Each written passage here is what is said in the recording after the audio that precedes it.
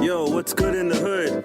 It's your boy, TWI, $T, Uncle Twist in the mix, What's good? It's your boy Sincere, a.k.a. Sin, a.k.a. Sin Simma. Who got the keys to the Beamer? You already know the boy get busy. You ask who is he? It's your boy Tizzy. Showtime. You already know what it is. Man Dem Podcast all day. Follow the Man Dem Podcast at Man Dem Podcast. That's Instagram, Twitter, YouTube, SoundCloud, Apple Podcasts, Toronto West End, done.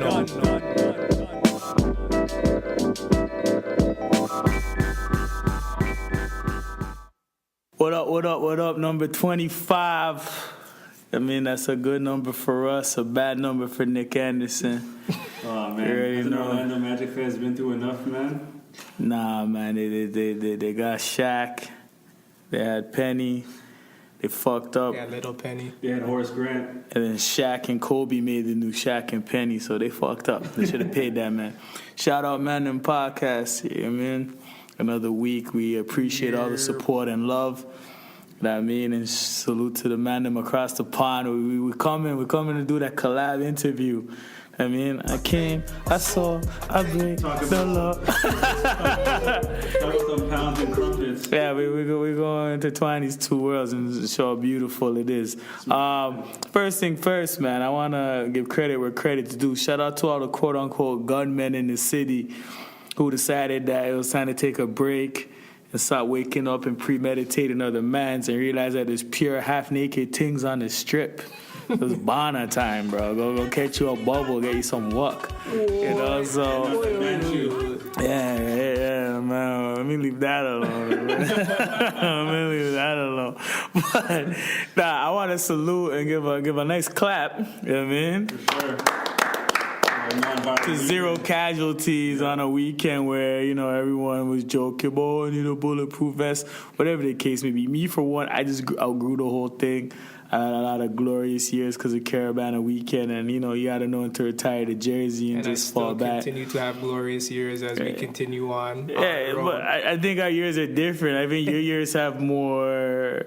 You know, like a little cap space. Mine was a straight savagery. And there's no ceiling, right? I'm still paying, you know, for decisions from Caribana weekend. You know, people. Yeah, you know, people still have opinions. You know, whatever. It's all good, man. We live in an opinionated society, though. Yeah, nah, but you know, my slewing aside, you know, I want to shout out everybody for making this a safe and very fun, enjoyable weekend. For all those that did go out, you know, I've seen some of my peers' stories, and to know that, you know, everyone went home safe, you know, unscathed and all that, that's a beautiful thing. And I think we need more of that in the city because we're not that mad of a city, man. Like, you know, we're going to have the bullshit every other city does, but I feel like we're way too diverse and too accepting to all different cultures and creeds and shapes and sizes and beliefs and whatever it is, man. Like, Toronto is your safe haven, so the violence and all the negativity and the black clouds over the city doesn't really match the aura. So salute for a beautiful weekend. And, you know, I hope the Danforth, weekend, you know, takes to the Danforth, all that. You know, I hope everything else for the rest of the summer goes the way it should be. And if there's going to be some block politics, leave that shit on the block. Yeah, salute, you know, to all the beautiful women that came out this weekend. You were down there. I was at the parade. Unfortunately, you made it up.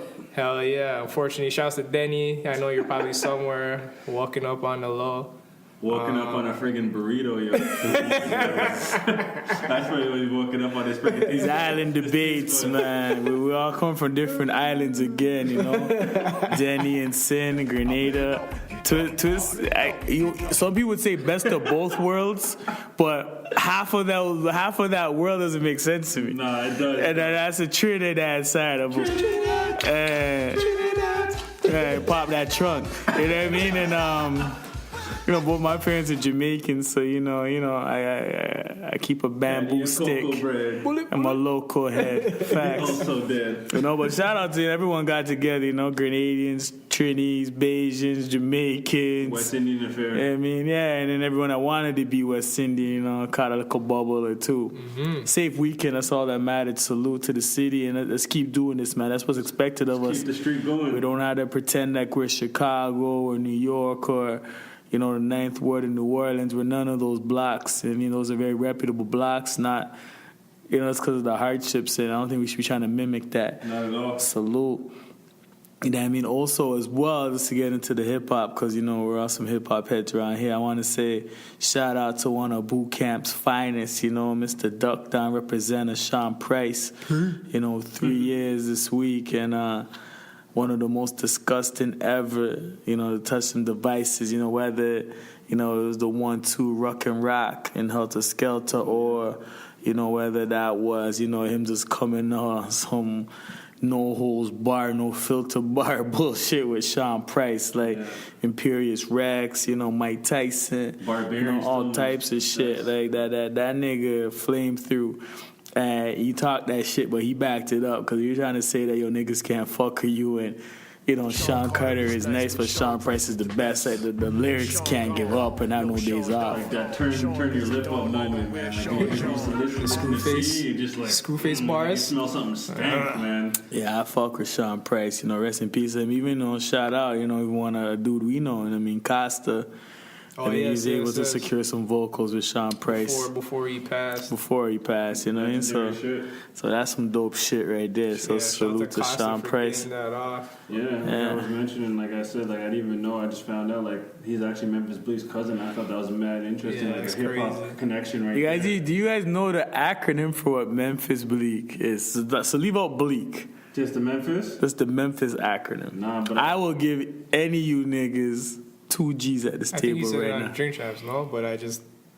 I almost baited myself. Do you remember though? I don't remember. I didn't watch that Drink Champs. I think he said that on Drink Champs. But I remember from like the 90s, I used to rock my hat and my do-rag like him. So Bleak, I don't remember what the Bleak part from, but Memphis stands for making easy money, pimping hoes in style. That's a breakdown from Memphis. Yeah. Bleak. Right? So that was one of my guys. Because when I thought like earlier in the 90s when he was going to take the spot from Jay from Volume 2, I was paying attention to Bleak. Mad Men's came. But definitely shout out Sean Price, man. Bring it back full circle. That's definitely one of the grimiest, grittiest, hardest. I didn't give a fuck about the backlash from saying this type of dudes on the mic.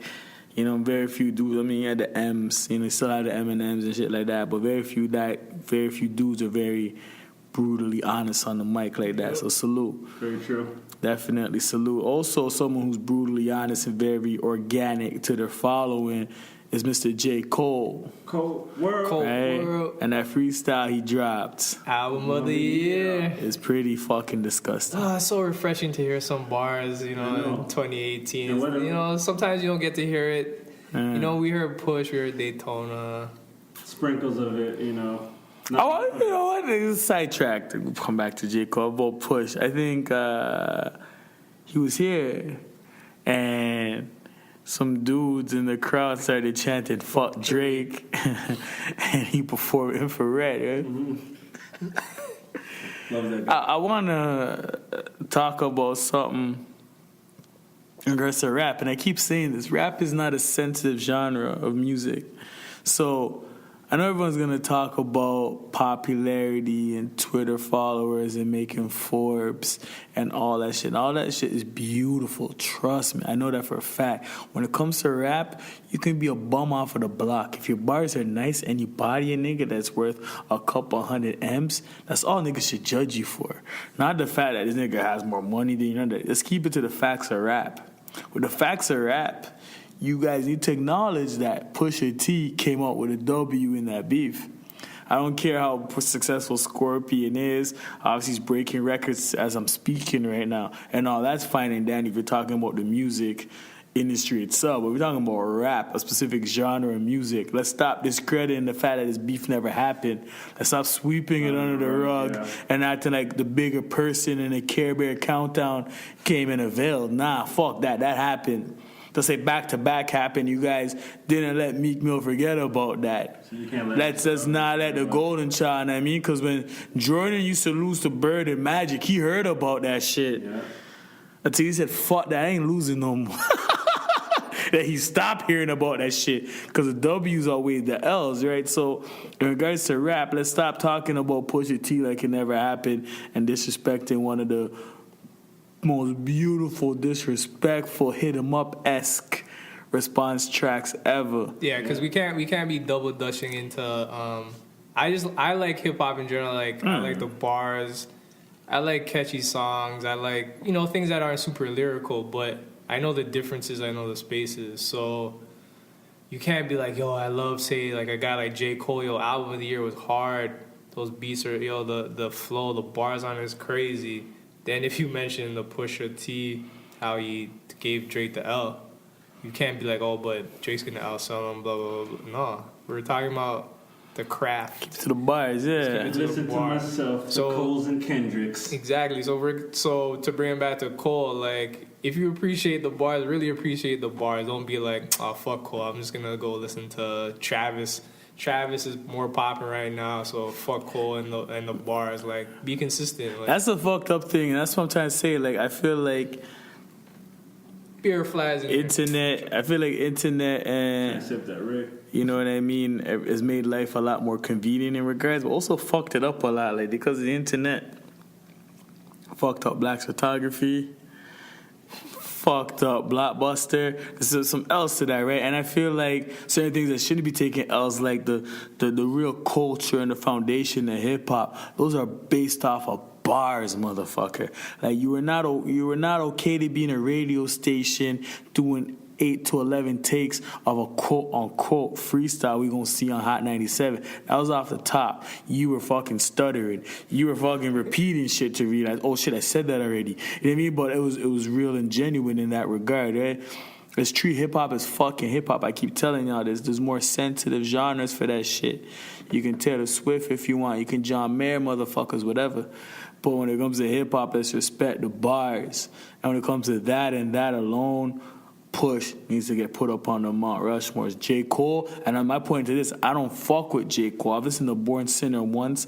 I listened to J. Cole album another time in Sin's car, right? But at the end of the day, I can give that dude his friggin' props, right? Even when he links up with Royce for Pablo Boat and shit like that, like he shows out, you know what I mean? Jeezy and when he did that with Kendrick. Oh yeah, J-Rock out of sight, out of mind. Yeah, but I don't fuck with Cole, but I'll give him his props. He's lyrical. There's something about him doesn't resonate with me, right? But the dreads. I think it's not even his fucking dumbass. Jamaican rude boy Lennox. Right, because my dad's favorite artist is Bob Marley. That's a Trini side he made you say that shit. I don't want no smoke with Trinidad, Jamaica beef right now. I'm falling back, bro. Jamaican, I'm instigate this shit with Trinidad. I'll call, come find you, right? But no, shout out to Cole. And I mean, that's a very hard freestyle. I mean, quote unquote freestyle. I'll see some, premeditated bars, but I think more props for the beat he selected. Yeah, because that was out there. Because what's his name? Wayno from Everyday Struggle. You said Uchiwa is an easy. He's a fucking idiot. Easy beat to freestyle on. I don't think it's an easy beat. Well, he's not rapping, but I don't think it's an easy beat to freestyle on. Like, he put it up there with, I believe, Who Shot You or whatever. Like, he said Who Shot You? Is it easy or not easy? No, he said Who Shot You is like one of those beats where you could hop on and it's just gonna be. His name's Wayno. Wayno, yeah. And he replaced Joe Budden. Yes. So even with all us premeditating and discussing this, just off the top of my head, he gets a idiot thing. He knows his hip hop, but I just don't. I think he knows the degree of hip hop to get respected to a point. But when you say shit like that, you don't. Just like Steve Stout. We all know Steve Stout's legend. Yeah. He also say AZ was not nice unless he appeared on tracks with fucking Nas. Which AZ is he listening to? AZ is one of the most underrated. But that's my point, though. Steve Stout's a very respected dude in the industry. He says stupid shit. I think he just wanted to stroke Nas's ego. Nas don't need that. I don't know why he felt like that was Drink Champs, right? That's a Drink Champs, yeah. He's probably off. But this Wayno guy, I don't respect that. Uchiwali, first of all, Uchiwali's not even one of those beats that anyone would try to go. That's no one's first top beat selection. Let's be serious. You give me 20 beats. and Uchiwali's in 15 to 20, I'm not even picking that. You know what I mean? So, like, the fact that he picked, J. Cole picked it, and to know that what the original is has nothing to do with even what his organic fan base is, that was a risk, and he bodied it, so I salute him for that. Or I think he's just thinking maybe Cole hit it, just it seems so effortless how he I don't want to hear dumb shit, man. Because then he said, who shot you? Yeah, it's an easy beat to hop on. That's like a nigga comparing fucking Country Grammar to fucking Annie Up. Like, I don't understand. You know what I mean? Like, whatever, to each his own. Like, that's everyone is self-professed connoisseur. This is all leading up to his next project he's going to drop. What's called Off-Season, right? Off-Season. I believe it's a mixtape that he's dropping, and then after that... So he's not taking his foot off the gas, man. Just dropped KOD a few months ago. Apparently, after I believe he drops that mixtape, he's supposed to come out with an album called The Fall Off, I believe. Okay. After that, but even the fall off, right? Sorry, before you I was sitting on my head because I'm hearing all this new Cole shit, and Kendrick's doing his thing, but them motherfuckers have something under the raps together. Oh yeah. Like that shit ain't never gonna Ghost drop. Album that's never gonna drop. They detoxing niggas. You know what I mean? They detoxing Electronica niggas. might drop before that. Nobody gives a fuck about Jay Electronica. Red Cafe did, so there's hope. Red Cafe, yeah. Yeah, right after fucking, oh my what gosh. else? And the first Smack DVD, oh my gosh. That nigga took a long time, nigga. Like, fuck. I think Murder Mook was like 17. Fuck. Dear God. Yeah, Red Cafe took a minute, man. Finally. But salute to that. That J. Cole Kendrick, though. If they tease it for too long, I don't care for it. I don't see them teasing it. I think if it was to come out, it would just drop. It might Beyonce niggas just drop at midnight. Yeah, for me to be interested, maybe this might be the perfect time. Just drop it. With all the flux just of music drop it. coming out? I don't even want to roll out. I think the rollout to me would get me too anticipated for it. I just don't want my hopes to get Music's whack. You know why music's whack now? Because the only time I've ever taken in the Royce, the 5.9 LPs when we drove to Detroit. And back in the day, an album like that would hold you down for a quarter.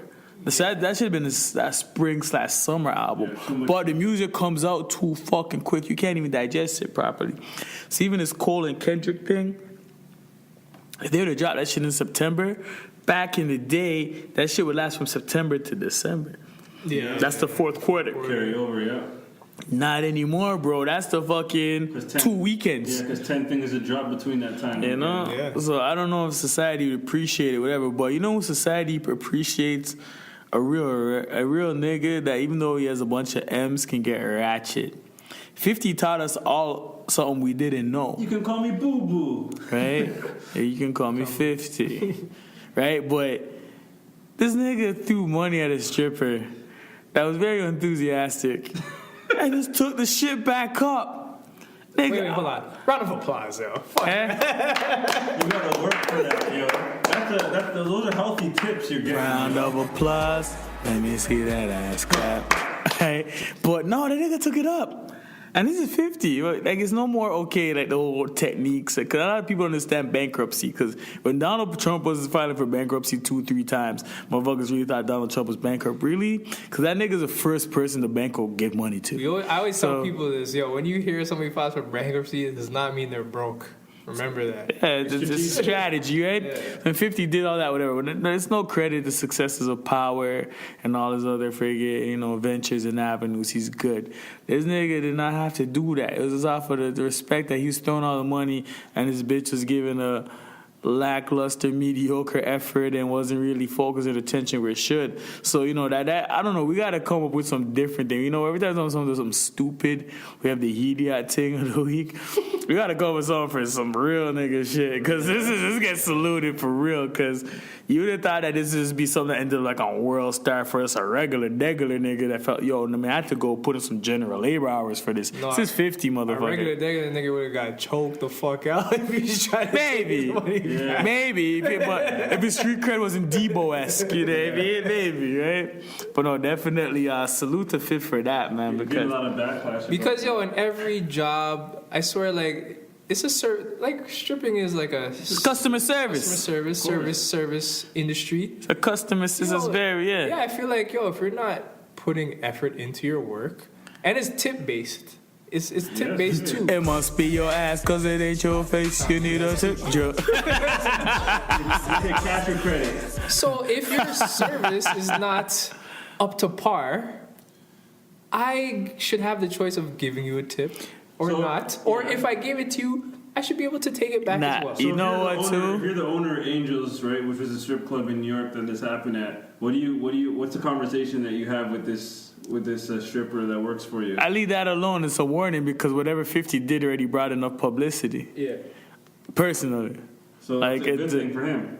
Well, this brought attention to the strip club, and as well that everyone knows this stripper for the wrong reason. So you got the attention now.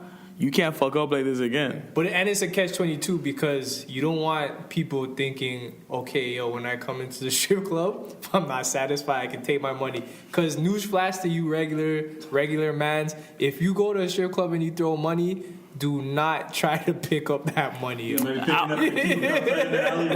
be some clear. I feel that when you're a different level of celebrity, you're given a certain amount of cash to throw. No, yeah, those. So I feel so no. So I think with 50, the club may have comped him some of that.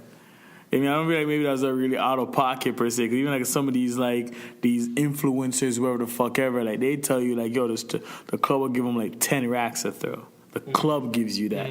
Because at the end of the day, when you throw it back, yeah. So everybody else feels like, I need to spend too. Yeah, right. So I don't know what it is, but I definitely salute that shit because 50 does some real nigga shit. That's just some bitch ass shit too. Have you ever guys been in a strip club and been like, I want my fucking money back? Is that ever happened to you? I've never spent money at a strip club. Salute to Showtime. Clap for that. Yeah, I gotta clap for that. Here and there, I've spent a little. I don't know, man. I got a crooked tooth, so. Were you fabulous? I've never, fab that weird shit. I got one that works for me. Yeah, I got a tip too. I've never spent money at a strip club. I mean, I'm lying. Unless it's on drinks on myself. Yeah. Or like, I feel like it's unsanitary, but I've had wings and fries at a strip club. Is that nasty? Like, I've had chicken wings and fries. I can see where people would say it's nasty. But not like, I don't like... Pum pum stench in the air. I mean... I'm pretty sure the pum pum wasn't by the deep fryer. Hey, you don't fucking know, guy. Shout out Twist, by the way. Pubic jumped in there while shout out Twist, by the way. I don't know what kind of strip clubs he goes to. I don't know if the girls A lot of them are probably by Kennedy Station. Girls are pussy popping right on your table, but... They gonna get burnt with that Crisco. I'm in love with the Crisco. I don't know. Fuck all that, but salute to 50, man. That's some real dirtbag shit, B. I don't even know what's going on. You know what? Let's even just touch on something real quick. I was actually, always trying to keep in with the know in regards to the news. It's so funny. Other than the sports news, I really watch TV, B. Other than like a snowfall might get in here or there, 1-2 shows, but if it's sports news, I'm barely watching TV. But I saw that the PC government under the new premier, Mr. Ford, right? Yeah, is gonna donate over 24 mil in the span of the next 4 years, so $6.5 mil to help curb and fight. Kathleen went straight after she heard that. That was all twist, by the way, man. I love lesbian women. I love lesbian women because at the end of the day, you might not really be a lesbian, Ellen. You know what I mean? You might just need a real dude. Showtime. You know what I mean? So, I want to see that tongue ring like 3-6. Yo, can we mute this nigga? Is that possible? Without even making it seem like I don't want to Ray J. I don't want to Ray J hat the podcast. Hold on, I want a continuity. Yeah, you know what I mean. I don't want to. But this nigga keeps talking like this. Yeah, this nigga keeps talking like this. Might have to fucking mute him, bro. Yo, I flip my hat like. Yeah, right. Ray J. Just shit. Right, clearly, I'm still a strip club, but continue. Yeah, nah, fuck her. It's that Ray. You know, but. It's not. We'll leave it at that. Yo, this nigga completely derailed the whole thing. What the fuck was I even at? Trying to get serious. Trying to talk that 25 mil. Yeah, what the fuck, B? Kathleen, that's the whole thing, derailed the whole thing. I just mute this nigga. You don't even talk to this guy. Right? But over $6.5 mil over the next 4 years to help curb the gun violence in the city and stuff. And that's more going to be dedicated to help tighten up, like prosecutors and stuff like that, to someone that's, already an offender because of a gun-related charge will not have the easier access to get out on bail and stuff like that, who's a repeat offender to gun-related crimes and violences. And as well, just to get better equipped, the Toronto police force. I'm indifferent about this because I feel like there's more deeply rooted grassroots problems with even why would someone would fucking pick up a gun in the first place, right? Why someone would even think that something as materialistic as a nigga stepping on your Balenciagas in a club would warrant you to pull out a handgun. Or even so, like, you're so quick on the draw with your itchy trigger fingers. Maybe if you're better equipped with your hands with some more practical skills, HVAC system, tiling, drywalling, whatever, then you be more man's up with your hands. Instead of fucking trying to pull a trigger on a dude, you're probably more inclined to knock a nigga out, right? I feel like there's more psychological problems instead of just, ramping up the police force that could, get to the heart of these issues. But, I don't know, man. It's dudes in fucking suits in Queen's Park making all these decisions for people in the low-income, high-risk communities that live in these sectors. Like, like Rob Ford, other than, his brother's street cred, all that Dixon shit, they don't dibble and dabble in the streets like that. Like, they're good. You know what I mean? And that's the problem with a lot of these things in society is that, the people that are equipped to help make these decisions and stuff don't have to lay their head in these environments, in these communities at the end of the night. They get to go home to Orangeville and Thornhill and whatever the fuck it is, right? But I don't know, man. I think maybe more community initiatives and things like that just to help, attack the heart of the problem could be better. Yeah, I think that was some use of funds. The critiques I saw from the funding being passed to the police, because they're like, well, I think he's giving Saunders like a lot of power in deciding where the money's. Yeah. Then that's the way it should be. I agree with that. I agree with that. I agree with that. Like, if you're not, like, you got to know how to play your pocket and play your position. So politicians should just deal with politics. Yeah. Right. Like, you have the police force and people you entrust in regards to law enforcement, and those people should be the ones that should be able to maneuver within their field of expertise without any resistance from people. Just because you're funding something shouldn't give you any real, like, this is not the chairman of the boards or the board of governors where everyone gets a vote just because you're at the tier. Like, the only people that are qualified should speak up. Exactly. So this is one of the first times I've actually seen something I actually agreed with. Like, okay, you guys are giving the funding, but let the experts be experts. Yeah, so the people that are on the front lines and the police, whoever the fuck is, okay, good. They would know how the funds are better allocated, right? Mm-hmm. Whereas opposed to, we're giving you this money, so I want to see it here, motherfucker. We don't need it there.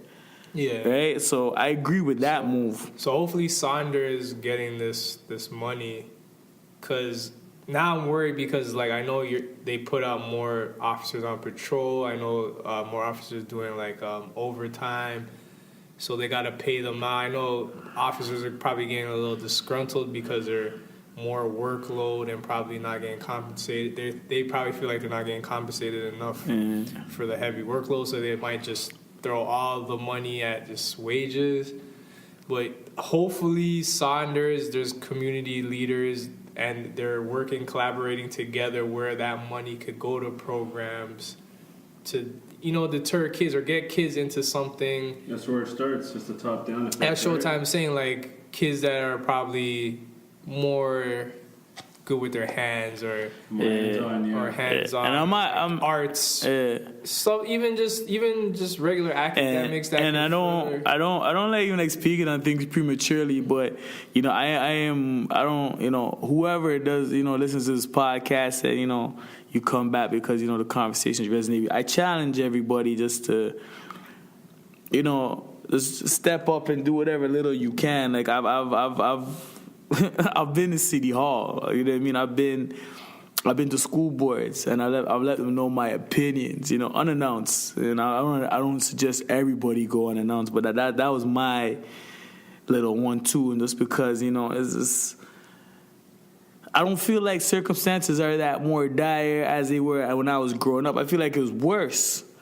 You know what I mean? I feel like the violence was real, more direct and stuff. I feel it's a stupidity now, just kids doing things that are just beefs and just things because of clout, and you don't want to feel like a punk because this person's recording things or whatever, right? But I feel like, just having elders and, people on the community that are actually from there and they could relate, and, people that could identify with those are the things that are missing, right? Again, it's these people that come for their paychecks and go home are the ones you guys are leaving in charge of these decisions. And I have a problem with that because, more importantly, I know that it was elders, for me that helped when, I was out of my mom's reach and in my mom's grasp, like the times where she had to go to work, whether it was do a double or 8 hours at least. It was times where I thought I was safe, and I was like, okay, cool, I can get away with as much fuckery as I can because my mom's not watching. Yeah, my mom's not watching, but these community elders are watching,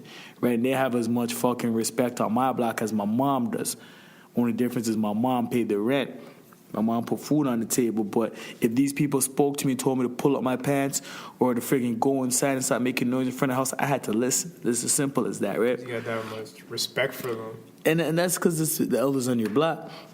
I feel like that's what's really missing now because, it's a different generation. Like, we didn't grow up with the social medias and shit. We're more equipped to the bike riding, the going to the pool, friggin' outdoor sports and shit like that. We're more hands-on, right? Yeah. And just in regards to recreational aspect, right? But even now, a lot of these kids, they want to boss up and be entrepreneurs. And I always tell people every week, I feel like a lot of these kids, some of them are selling drugs for the wrong reasons, right? But a lot of them, too, is just, you don't have to answer to somebody. I have somebody putting me down all the time. It's whether it was my own, right? My own people hate on me. My own people tell me I ain't shit. I got black girls telling me niggas ain't shit.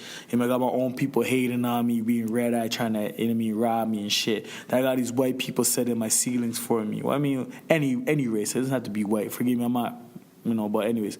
But I got these people telling me what I can and can't do in life, right? So these people, a lot of these kids look at drugs as an entrepreneurial skill, even though there's really only 2 avenues to it, dead or in jail. Mm-hmm. Right? Whereas if they were more equipped with a tool and a hammer, a chainsaw, a friggin' air drill or something, right? They could make their own hours, be more advanced, and be more valuable within their community, right? Without those friggin' in and out prison stints, right? But this funding basically is kind of like to spearhead that turnaround. So if you kind of catch them early on, and them growing up, even though a lot of them start early on, doing the bad stuff like you mentioned, but if the money goes towards this type of thing where they can kind of channel that energy to sort of that, if they're not necessarily, say, book smart and they can't sit down and pay attention for long, extended periods of time, at least like they can get something that they can work with their hands and then, make a living out of that and, get interested in something like that because again, trade work is out there for a lot of people. That's one of the most demand things in the world, for people to do. So if they can learn. But that's the thing, though. That's the thing. But this is not what the money's going towards. That's my personal suggestion. Saying, that's what it should be. I'm saying I would hope, along with the other aspects of wages and whatnot, that they have to help. With more officers and whatnot. Hopefully, I would think the smart thing to do would be to collaborate with community leaders and do something, proactive to nip it in the bud from the earlier stages. But that's just me wishful thinking. And you know what, man? And this is just, I guess, I don't know, I'm giving maybe a little too much insight on things I've done. But I went to the North York Civic City Hall. And, I went to the district school board and all that. And I talked to them. Like, I'm not leaving until I talk to somebody. And I let them know just my perspective. Like, I grew up in the Rex, bro. I grew up in Orpington. And anybody could have Google searched that. And in them times, you had to lie about where you were from on a resume, just to even get a second look. I'm talking about a physical resume, a cold call. You're not uploading a PDF or a file and sending it. Like, you're walking into the place you want to fucking get a job at, Foot Locker or whatever, and you're handing off a resume. And on that resume, I didn't put my address. I put Toronto or whatever it is, because I know that person, like, Toronto might throw them off. I put a real address. Oh, shit, I know this area. Pizza Hut doesn't even deliver there. You understand what I'm saying? Yeah. So, the things I had to do, you know what I mean, just, earlier on, and, like, I told these people, and I was talking to them, I'm like, yo, some of these kids don't even have the basic skill of resume building, stuff like that. Like, just things like, they need workshops. They find out why these kids are so angry too. 'Cause a lot of these things, like, these kids have different vices than I have. Like, when I was growing up, I grew up within my chronological timeline, thank God. I wasn't 14 pretending to be 19. I waited till I was 19 to go to a club. Yeah. And that same night, I went to a strip club and a club, right? But a lot of these kids, their shit's different. So we were worried about, our parents were worried about us drinking alcohol and smoking weed. Where these kids, it's Molly, ecstasy, this designer drug and all that, right? So even a lot of their decisions are being made under the wrong circumstances. That's not their mind. They're having an outer-body experience. They're tripping. They're tripping balls right now. They need some water. The fucking Spice. I say, he needs some milk. You know what I mean? But it's, back to full circle. I mean, don't give these fucking cops all this extra money or whatever it is. I don't know. They said the Toronto police is $1 billion budget year thing. Whatever the fuck ever, right? $6 million is $6 million. Let's not discredit $6 million. Yeah, exactly. But don't give these motherfuckers this money and make them feel like they're fucking RoboCop and shit, right? And just fucking be counterproductive in the whole thing, right? You're gonna give these guys more equipment. Like higher density, friggin' with more volts, kind of tasers. You know what I mean? Like, let's not equip these guys more to harm these kids, Exactly. right? Let's try to, I think a lot of these kids, a lot of these cops too, just need to go through some kind of psych evaluation, man. A lot of these cops probably became cops because they're bullied. You know what I mean? Or it's just, power with a gun or whatever, right? But get to their root cause. Make sure it's, it's for to protect and serve the community. Even like an initiative. I know I've seen it in Brampton a little bit. They're trying to recruit more officers of color, or like people actually from the neighborhoods That these kids can relate to. So it's not like a total disconnect. Like, one thing, we're talking about Caribana, one thing that irked me Caribana weekend, not this year, but previous years, when you were in the club district, when there was actually a club district, a lot of the police patrolling downtown, because of the volume of people in the city, they'd get officers from other precincts, like, say, Hamilton or, like, other divisions. No, everyone's down there, Hamilton, RCMP, and all that. And you know what? You're taking the angle which we do, but let's just understand and let's just call it out, man. Us as a people, not us around the table, us as a people are the reason why so much police have to patrol that. Let's not I don't want to make it seem like, we're being victimized and these cops are just fucking with us. It's because when we are collected in a large space, all in one, usually we don't know how to behave. I don't fully believe that. I do. It happens, but Yeah. I feel like incidents happen in other communities as well. I don't fully believe that to be true. Yes, in certain instances we don't know how to behave, but at the same time, sometimes you get antagonized because it's just a stereotype. Yeah. So after a while, it's like, if a Hamilton cop or somebody's like really from Hamilton or really from a smaller town, certain things that a Toronto cop would be like, that's just kind of like, that's just the lifestyle here. Like, they will probably press it more, and it becomes into a situation where it's like, just relax. Like, you don't need to. This is where I'm not gonna defend anybody black, and it's because I always use as an example. It's the gay parade, bro. I was about to say that. And it's because, listen, man, it's every friggin' dancehall track. Any time anyone's involved in these bank calls, everything is Bona Batiman this, fire pit Bona, all that. Every fucking year they have the gay parade. There's no civilian casualty. There's no violence. I don't even hear about one of these little flimsy, like, Sobe bottles being broken on the motherfucker. The gays and the lesbian and the queer community are able to have a parade every fucking year. And they have weeks of celebration for that shit. The flag raising in City Hall. No casualties. Okay, let's just say right? this for the parade. No casualties, right? And like everyone's always on this Bonabati thing and all that. Every time you put a group of black people in a place, there's some type of freaking violence. Well, they had the big scandal with them not even wanting the police there because of the... That's all preference. I'm talking about violence. Like, we want to talk about the police antagonizing us. We cause this shit. You put a bunch of black people in a place. I'm not gonna say black people because there's stuff at Nuit Blanche. Yeah, there's. Stuff I'm talking about Caribana though. No, Caribana. But I'm saying like if we're gonna talk about a large gathering of people, I can't just single out Caribana because there's isolated incidents that happen in other gatherings of people that weren't just that. That's what I'm saying. This is healthy for the podcast because I feel like what you're doing is kind of coming back full circle. You went to Nuit Blanche before, right? Yes. I feel like you're not looking from the perspective it should, right? And when we went to Nuit Blanche, it was cool, right? Yeah. What happened to Nuit Blanche? Black people. It became too popular. Yeah. People that didn't care about arts or anything of the sort just went because it was a thing to do. Yeah. It was flooding your timelines. Yeah.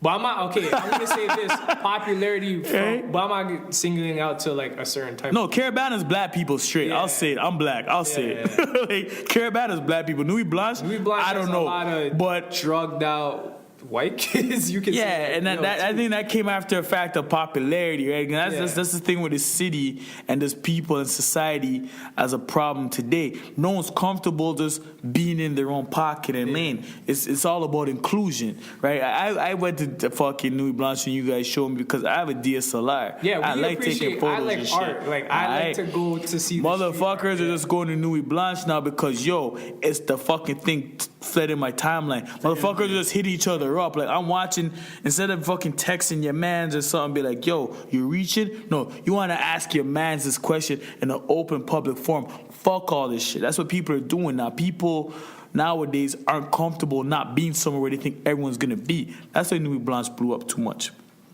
The first couple years we went, nobody was there. And the same motherfuckers I personally know aren't artsy shit. They don't appreciate, good photography and good dope art installments. They're just there to fucking walk the street. Because they started treating Nuit Blanche. Late bar. Yeah, they started treating Nuit Blanche. They started treating Nuit Blanche like friggin' Midnight Madness at Town Center. All these things where you expected high volumes of people, right? Yeah. You just could not be the person that said, yo, I wasn't there. That's the problem with the city. But Nuit Blanche, that can be a different wave of flipping, you know what I mean? Like different backgrounds and stuff. I'm saying Caribana, and that doesn't have to be it was Jamaicans or whatever. Black people, period, have fucked up Caribana, bro. For the years that I had to go forcefully with my family that came from New Jersey and Brooklyn, and I was running like, you're on the lakeshore now, you're just trying to follow behind the floats. Gunshots bust up. I'm watching Caribana official run off, Jamal McGlure run off, fucking Red One. Like, I've been there, man. And that's when, like, before you were saying, like, before the parade route got compromised, right? Like, no, I've been to Caribana. It's black people. I remember those years. Always black people, bro.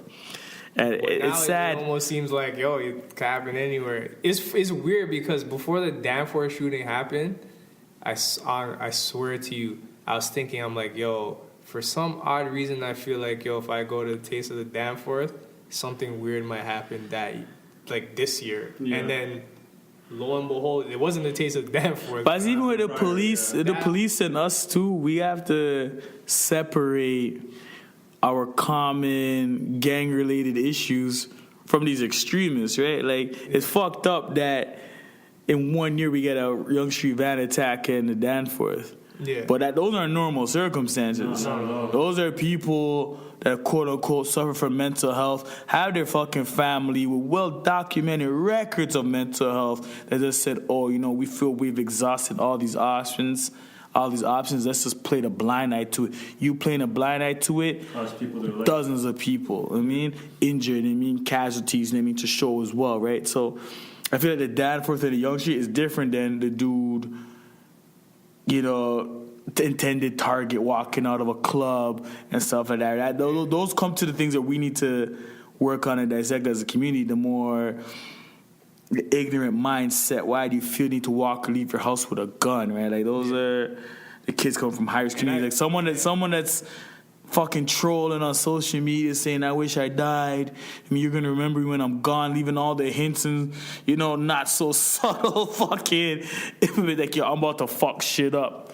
But like, the scary thing about that, too, is the way the guns get in people's hands, whether it's like, say, street politics or somebody with mental health issues or just somebody that's just plain evil. They need, I believe, hopefully this money too tackles like the way guns get into the city. I feel like it all relates to everything happening. Well, that funding that was given by the province, that's a part of what should be helping. That's what they should be exhausting their efforts towards that versus having, this guy looks like he's suspicious, or this things we should be stationed here because something might pop up here because there's a large gathering of black people. Because I feel like the Danforth thing maybe caught them by the surprise. That's why they had to come up with a plan somewhat quickly to give that funding, because at first it's almost a narrative of like, oh, this is just street level stuff. And then now when the Danforth attack happened, it's like, whoa, okay, like now we have to address it because any crazy person now or somebody that's just straight up evil could get their hands on guns. Like now it's too accessible for everybody. You know what's so crazy? I'm gonna leave the person's name off air because I don't talk to the female no more. But I met someone's pops at a friggin' public speaking event, and the dude went up there. And he said, yo, there's never going to be world peace. And everyone kind of just looked at this dude like, yo, it was a public forum to promote peace and better living. But he said, yo, there's never going to be world peace. And the reason for that is because you know how many billion-dollar corporations make money off of weaponry? I say that to say this. We're never, ever, ever going to be able to curb guns. Understand that guns are before my time, before your time, and all that. Guns are always going to be there. And, it's kind of, and I will explain it. That's the thing about when Kanye said that slavery was a choice and all that, he fucked himself without explaining himself, right? That's why he deserved all the ridicule. I'm going to say this. The guns aren't the problem, bro. The guns have always been there, right? It's the mindset of the person pulling the trigger that concerns me, right? Like the guns are always going to be there, right? Like we can't escape that. Yeah. They're not going to stop manufacturing, whatever. It's a business. Yeah. Right? You're supposed to be a licensed, registered owner of all that case, all right? For people, like, protecting their family and stuff like that. But even in that regard, right, because, it's coming from the block, it's like, yo, they're there. Yeah. Right? It's the mindset of the person behind that. Like, yo, what do you have this for? Like, is your life in danger? Are you an antagonizer? Are you just provoking people? Are you the guy that, you have to do snort a line of coke and you just want to disturb the shit? Like, there's certain things that, why are you so angry? You know what I mean? Like, do you not have a better use of your hands? Do you even know how to knuckle up and scrap? Like, there's so many layers as to why someone would pick up a gun. Like, for me personally, on the record, you have to fuck with my family. That's a last minute dire option for me to pick up a gun. Allegedly. And not straight up. Allegedly. If I pick up a gun, you'd have to know something fucked up. Like, really, what would push me to go pick up a gun? Like, what's really that dire? Like, what the fuck's really happening, right? And that's the verse you really have to tackle that. What makes someone pull that trigger? What makes somebody premeditate that shit? I mean, those are the things. It's more of a psychological thing, and, it might have a degree of mental health for some niggas. I don't know. But once you start really tackling those issues, the guns are just like cell phones, motherfucker. At one point, no one had a cell phone. Right? They were a fucking hot commodity. Yeah. Now I think guns are just like those. Right? Like anyone can just, it's easy to get your hands on one, right? It's just who has one. My only critique with that, probably not more so on our side, but south of the border, when you could get a weapon that could unload like how much ever rounds per second, it's a little bit, I feel like you shouldn't have access to something like that. Like a thing, like a gun that could just, like a military arm. Yeah, you can't have military arms. That's where it's like, as you said, That ties into psychological too, right? Why would someone want to own an assault rifle? Exactly, but when you have access, that is a mental problem. A little bit of. But yeah, when you have access to it, sometimes people are like, "Yo, let me just buy it." Right, it's just human nature, I guess. Like flat out. I mean, no incriminating. Yeah. You're telling me if you really want to get a gun right now, you couldn't. If you really wanted to, let me put "wanted" in a quote. If your life really came that you couldn't get a gun. I'm pretty sure if you really wanted to, yeah, if I want, okay, you could, right? If I wanted to, so my thing is just the mindset. But if what you could what makes someone go there? If you could walk to Walmart right now and just grab a tool, you might just get one just cause. I wouldn't get it from Walmart. No, you wouldn't. I probably wouldn't. In the States on some Fahrenheit bowling for Columbine type shit. We can find a way to get a gun. It might be difficult, but yo, if I could go to a store or a gun show. I might just get one. Like some people, I might just get one. Yeah. Like, maybe my mindset might be different because I feel like access to anything will always be there. Yeah. You want to get Molly or drugs, whatever the fuck is, it's there. You have to know somebody who knows somebody. The access to put your hands on something will always be there.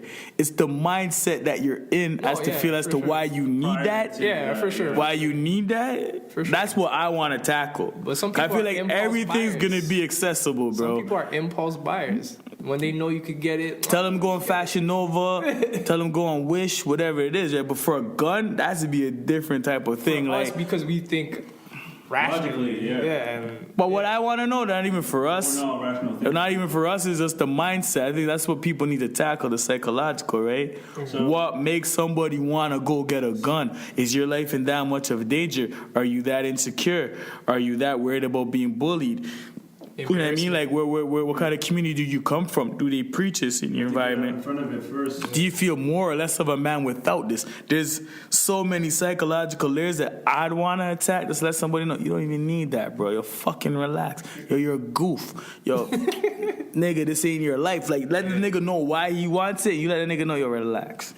It starts with the family, to be honest, to take the onus. I wouldn't blame the family, man. I feel like a lot of parents... You see the signs, not to really kind of give up or cancel anything out, you know what I mean? Some people... They can be blind to the fact. Some people, actually, really try with their loved ones to get them help. I'm not disputing that. and they fall through the cracks. Like, apparently the guy that did the Danforth shoot, I'm not copying any pleas for him, but apparently, they've tried to do things for him. I don't know if he fell through the cracks or they just didn't take it serious. Mm-hmm. But I think his family had him was trying to get him. Well, let's put it this way: if you're a parent, one of us, or at least here at this table, is a parent, and say your child, for better or for worse, they're going through something. You can't let things slip through the cracks. Like, you got to pay attention. I mean, this is the most extreme what the person did at Danforth, but I still think there's signs, maybe not necessarily getting to that extreme, where you can kind of intervene and do a little bit more and find out what's going on. But what if you, even if that's someone snooping through his room when he's not there one day, maybe she comes across the gun that he got. I'm not saying there's preventions in place. They're not perfect, but there's still preventions that can be taken. That's not, the cops should have did this and that. It really starts always at home. So what if, you see these signs, not necessarily find a weapon in your kid's room, but you see the signs, you alert authorities or you alert some sort of social worker. That they're at an emotional crossroads, basically? Yeah, they might come help. I'll put you in this program. They don't check up on them. Maybe they need meds or something, but under your insurance policy, you can't even get those type of medications for your kid. Do you institutionalize your kid? Do you get them locked up before they do anything? It might not be the decision you want to make, but it's the decision you need to make. But sometimes, the parents. Sometimes I feel like maybe more onus on parents. Maybe if it's just a behavioral, if your kid's just wilding out, not mentally, just a brat. Just doing things. You're trying to give them the best and they're just out here fucking up, that's one thing. But if they have a legit mental problem, it's not easy. You can't just blame the parent. It's hard to just blame the parent for that. It's yeah. So it's a number of things, really. Then That's the thing that it's a whole. That's the thing that I always feel that when everyone's talking about tackling gun violence, we should always even keep it important to like separate them. Like we have extremists in the violence, and your regular block violence, and in regards all in all, it's like when you go to the extremists, like you do need to take that onus in regards to, you know what I mean, knowing the extent of someone's psyche and stuff, and and letting, because like the van attack and the Danforth attack, like to know that there were signs there were cries and help for attention. And I call those people attention whores, whatever the fuck it is. Police even shows them. Whatever it is just that those blood fall on the hands of those families because you thought that you had this under some type of control that wouldn't spill out into this kind of rash of violence, right? But for your typical high-risk youth, from a community like Jane and Finch or Bleecker, Regent Park, Galloway, whatever it is, right? In those circumstances, what we need to do is just really look at the psychological aspect, because even in that regard, is that you're always going to try to see the best in your kid, right? It's like, some people are naive to that. Is that even for me, I've watched some of these news reports and just knowing some of these niggas that have passed. Like you see someone's mom on the news talking all this shit about my son was such a good kid. And, that's subjective. You know what I mean? Like, cause some motherfuckers would be like, yo, this could have happened a lot sooner, right? A lot of times sooner, but in those regards, that's what the extremists is. That's more of a mental health thing, and I'm glad that you have the Bell Let's Talk and things like that. That I mean, even though it may could be more times a year, and it's neither here and there, but it's something. So rather nitpick that coulda, shoulda, woulda. Let's nitpick the fact it's actually there and try to help. And I mean, like, the conversation right now, But in regards to these regular kids just fucking doing things for inclusion and trying to do things because I ain't no sucker, I ain't no punk. That's all insecurity. That's not mental health. That's just not being, confined within yourself. Because I grew up, salute to all them, God bless the dead. Some of the probably still dinner table discussion, some of the realest gangsters ever. I don't have to make this shit up. Whatever part of your city you're from, one of your OGs knows an OG that's from the Rex that died for some gun violence, and even in that regard, you know what I mean? Like, I saw that she had first-hand access to whether I was walking home from school, Wednesday night ball runs, whatever it was, and I'll never really wanted to dibble and dabble into that, maybe just because the foundation and the concrete was more solid where I was from. Is like for what validation from my peers who probably won't put nothing in my canteen when I'm locked up or whatever. Mm-hmm. Like this kind of clout is worth breaking my mom's heart, bro. Get the fuck out of here. Like nothing you niggas could do for me on the block, or no way you guys made my name ring bells would have to fucking explain the look of my mom's eyes bailing me out. Yeah. Or this rather in spirit I could see her fucking in the friggin' morgue identifying me. It wasn't worth it.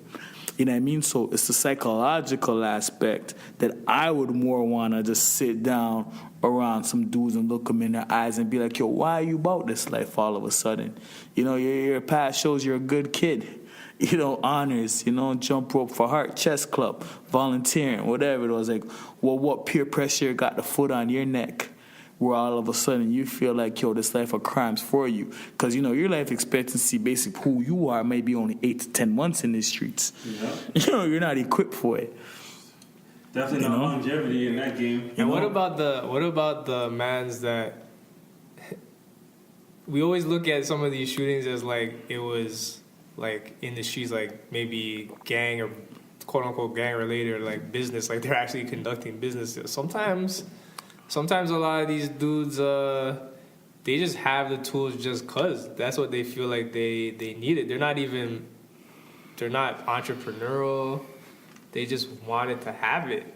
And it's kind of like a attention and embarrassment thing. I don't know, maybe it's like a rewiring of their brains. Yeah, it's that whole media. It's that whole niggas watching Scarface and The Godfather and not being able to separate that from reality. What's good? Clearly, if you're hearing this, we just punched in due to unforeseen circumstances, but just to wrap up our previous point, the Toronto Police are receiving funding from the provincial government. Hopefully, that money that's being allocated to the police force. Hopefully, it goes to what it's supposed to do. Yeah, hopefully Saunders does the right job, and hopefully we could combat this gun violence in the city and help out these at-risk youth, and guide them in the right direction. Exactly, but so to keep it moving, to put it on a more positive note, happy birthday to the late great. And if you're hearing these horrible notes, that was not me. That is Twist with the horrible notes. Dear God. Yeah, I know. I'm sorry. Whitney just rolled in her grave hella like 3 times, but to Sin's point, Whitney Houston's birthday, she would have turned 55 as of August the 9th. We all have childhood memories on how we all got put on to Whitney Houston at first. I know my mom had all her CDs and vinyls. That's how I first started listening to her growing up. How about you, Sin? Yes, my mother and father had a lot of Whitney records. We love Whitney in the house. My sister loved Whitney as well. Unfortunately, we know all the stories about Whitney, but that's not what we're here for today. We're just here to celebrate her positive life, her talent, her beautiful voice. That has never and ever will be duplicated. Exactly. She's the only female to turn the Star Spangled Banner anthem into a hit when she did it. Everyone knows where they were when she performed that. She knocked it out the park, man. Amazing. So, love and blessings to Whitney Houston in heaven. Still prayers to her family. Bobby, Christina, That's rest in peace as tragic, well. Yeah. So just, shout out to Whitney on the 55th birthday. Yeah, definitely. And is she died obviously way too young, because it's been about 6 years now since she's passed. And on the music thing, you can say she's pretty much did everything that a musician would hope and desire, taking on that profession. But she even, tested her hand in the acting world, and she was just getting her feet wet. Much like Aaliyah, she had a couple projects under her belt, and the one that everyone definitely resonates with is The Bodyguard, of course, which was her first acting debut. And that's the song that Twist was trying to sing. I don't know what that was. My rendition. That was bad, though. But yeah, that everybody knows. Other people have tried to cover it in karaoke's, whatever way, but it will never be duplicated. That was like a one and done. And, she obviously, we talked about it on one of our first episodes, her and Waiting to Exhale. Yeah. And the monumental that has just on the sisters, Yeah, encouraging y'all to burn the Man Dem's things. Burn it down. We're good youths, so hopefully you wouldn't have to do that with us. Exactly.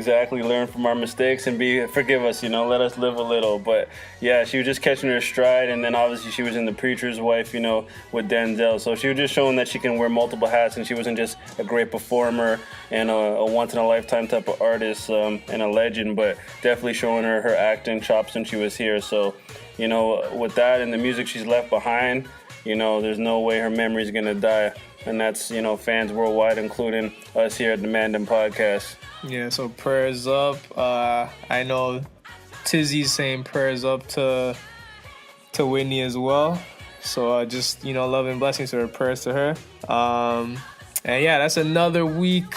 Man Dem Podcast episode 25. We're going strong, man. Like, you remember the early days we said we weren't even gonna last, mate? What was it, 10 episodes? Digits, yeah, man. And we doubled. We thought we would have killed each other, but we're still here going strong. So you put a bunch of the same gorillas in the same cage. Usually they bash each other's heads in, but some, like Caesar and Planet of the Apes, we found a way to coexist and make it happen and stick it to the man.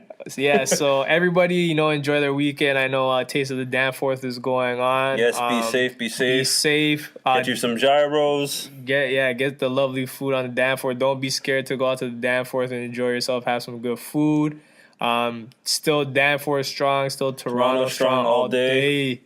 And love and blessings to Toronto and the world. Thank you for listening, man. Keep it real.